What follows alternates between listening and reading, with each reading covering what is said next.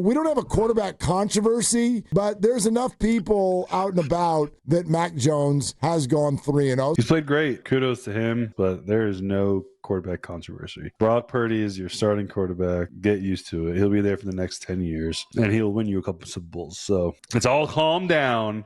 Well, hell yeah, Mac. Good for you, buddy. It was suggested to our station earlier by Brian Baldinger, if Mac wins at Tampa, he gets another start, no matter what Brock's health is. What do you say to that? That sounds good for everyone else except your franchise quarterback. You're not playing those games with that guy. I say when Brock is fully healthy, Brock goes out there and plays. And hopefully by that time we're whatever N1. And Matt keeps winning and keeps us going. What's that like in the locker room when you do have an unsettled quarterback situation? I'm not saying that this is that, but does it get to a point where the linemen and the receivers and everyone else is kind of talking about what might happen or what should happen, or do you guys just kind of mind your own business? No, everyone in there is excited for when Brock gets back. Mac's doing a hell of a job, but I'm sure everyone up front knows Brock's cadence like the back of their hand. They don't know Mac's like Brock's. There's just a comfort with Brock in that huddle. It's when you're out there, Tampa's going to be a wild environment. Brock's voice is like ingrained in my brain. Brock's, Josh, Daniel Jones, Derek. Like I could be in the other room and hear a game going on. Like, oh, that's so and so's cadence. Like, it just baffles me that this is. I mean, I get it. I get what people got to do.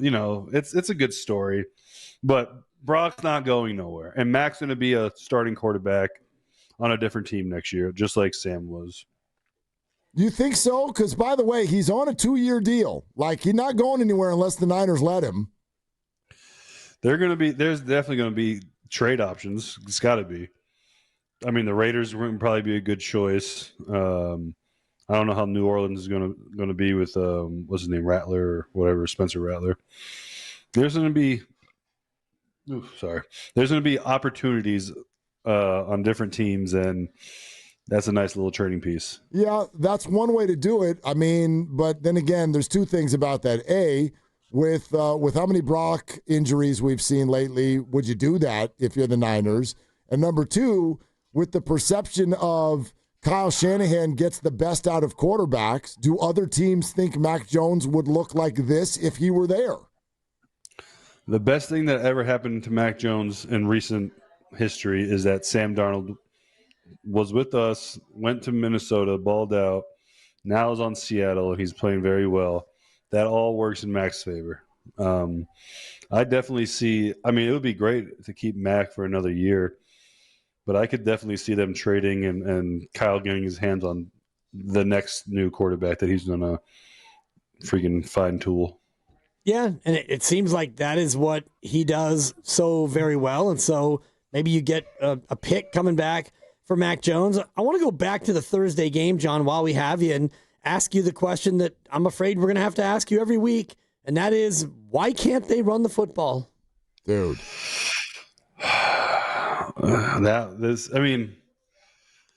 So the Rams, they have one of the best defenses in the league. Those guys on the outside, they make it really hard to run what we run. And I think that's why the Rams are built the way they are. They obviously got to play us twice a year, and there's a lot of teams going into the Shanahan tree and the outside zone stuff. I think George Kittle is just – his absence is really hindering our offense. He is bar none the best tight end in the league, blocking and receiving. He really helps make everything go. Obviously, I think the O-line needs to play better. I think Christian's been doing everything he can, playing great in the pass game, and hitting them runs when he can get something. I think. Hopefully Barch comes back soon. I think he'll be a big help.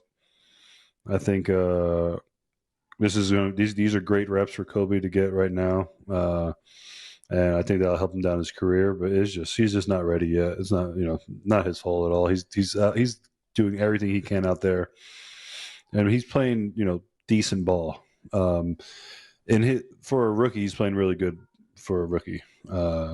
Obviously not like Pooney last year. Pooney is one of a kind. I think Pooney is starting to turn it around. I think he had a better game last week. So I think it's just a matter of time before we get it going. Stick with that run game a little further, John, and this is my question. Like, it feels like what Kyle Shanahan normally would do is not available. They love to run their defense through the pass rush. Nick Bosa's gone. They love to run the ball on offense. They're not running the ball. So he's totally out of his comfort zone, yet they're 4-1. What do you see him do right now? Like, is he having to kind of reinvent himself on a weekly basis? How's he functioning on offense without his best pitch? How's he looking right now? I haven't seen him recently, but it's getting to the point in the season where he's going to be looking like he's starting to die. Yeah. I mean, this guy, he is just constantly watching film, and it's and it's crazy. So I can imagine the amount of film research and just like the things going around in his head right now.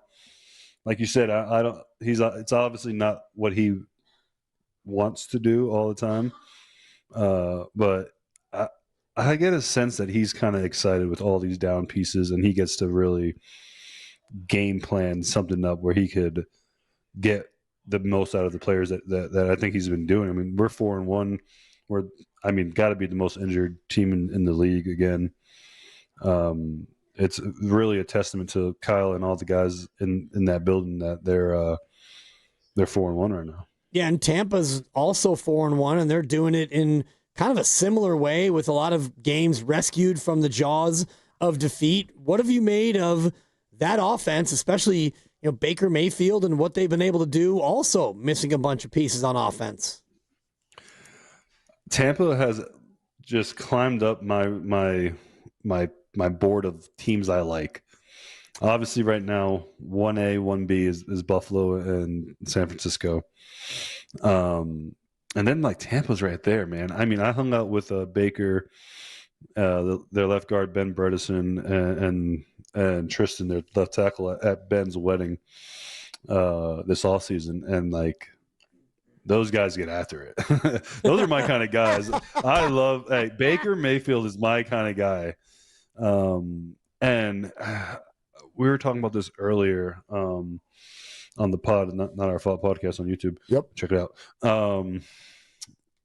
What's the head coach's name again at Tampa? Bowles. There we go. Him, he's a defensive head coach.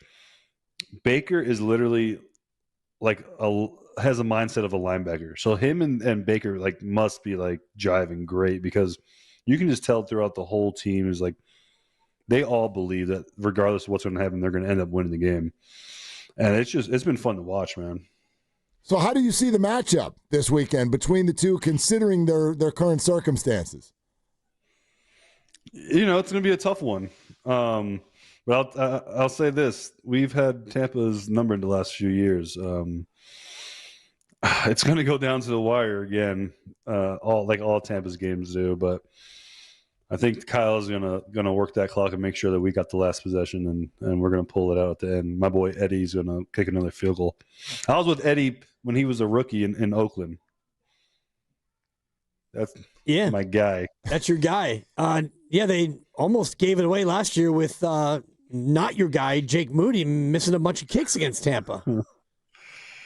Yeah, I remember that. And by the way, Deebo did not put his hands on that white man. Yeah, okay. Okay, wait a minute. That's what I said, John. Were you on the field or were you hurt? What was the situation in the Tampa game? I was on the sideline. I was there. Okay. I was still on IR. All right, so but take us through it. Tabor Pepper, Jake Moody, Deebo Samuel, we're missing kicks. What happened? I mean, it's just each phase of the ball has their own sayings, So like offense, like we would always say like tighten up or things like that. So like it's just like a common phrase for like the huddle. So Deebo had said that to Moody, but you know, Moody's special teamers are, you know, they're punter, kicker, snapper, like they're on the softer end of the spectrum of guys, you know. So he kind of just took it the wrong way, and they, you know, not knowing that like that's a common thing that we tell each other on offense.